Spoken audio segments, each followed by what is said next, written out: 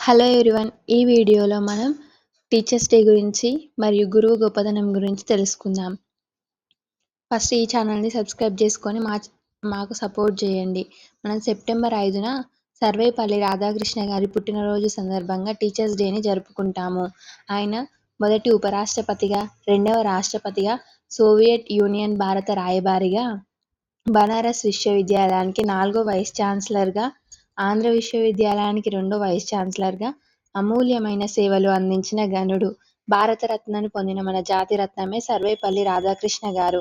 ఆయన ఉపరాష్ట్రపతిగా ఉన్నప్పుడు విద్యార్థులందరూ కలిసి ఈయన పుట్టినరోజు వేడుకలు ఏర్పాట్లు చేశారట. అప్పుడు ఆయన నా పుట్టినరోజు ఏర్పాట్ల కంటే నా పుట్టినరోజున మీరు గురువులను గౌరవిస్తే అదే నాకు బహుమతి అన్నారట.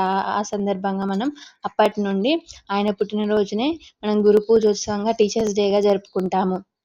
ఆయన ఉపాధ్యాయులకు ఒక ఉదాహరణగా నిలిచారు.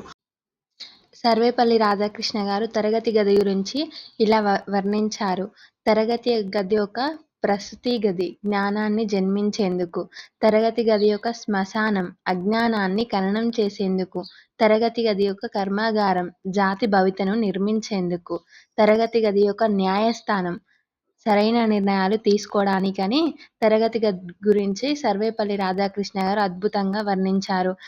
ప్రతి ఒక్కరి జీవితంలో గురువు పాత్ర అనేది ఎంతో అమూల్యమైనది.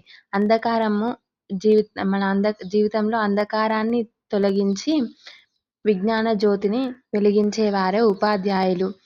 పిల్లల ఎదుగుదలనే గురుదక్షిణగా భావించి వెనుక ఉండి విద్యాబుద్ధులు నేర్పించి మనం గమ్యస్థానాలకు చేరుకునేలా చేసేవారిలో ఉపాధ్యాయ పాత్ర మొదటిది. ఉపాధ్యాయుడు ప్రతి విద్యార్థికి ఒక నిచ్చెన లాంటి వాడు. వారిని వారి గమ్యస్థానాలకు చేర్చడంలో మొదటి మెట్టుగా ఉపయోగపడతారు.